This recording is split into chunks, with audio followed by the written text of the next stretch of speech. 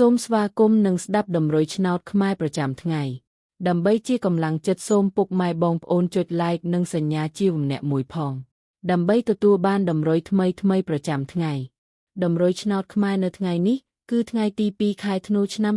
2025ដើម្បីកុំឲ្យខាតពេលយូរសូមស្ដាប់តម្រុយឆ្នោតពី admin មានលេខ43195533សម្រាប់ប៉ុស្តិ៍ APCD សម្រាប់លេខ OSADMIN មាន2គ្រាប់គឺ OS ខ្ទង់90និង60សម្រាប់3លេខគឺ admin មាន2គ្រាប់ផងដែរគឺមានលេខ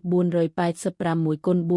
429គុណបើសិនជាពុកម៉ែបងប្អូនស្រឡាញ់និងពេញចិត្តលេខទាំងនេះពុកម៉ែបងប្អូនអាចយកលេខទាំងនេះទៅផ្សងសំណាងបានជាចុងក្រោយសូមជូនពរពុកម៉ែបងប្អូនដែលយកលេខខាង admin ទៅផ្សងសំណាងហេងយើងទាំងអស់គ្នាជូនពរពុកម៉ែបងប្អូនជួបតែសំណាង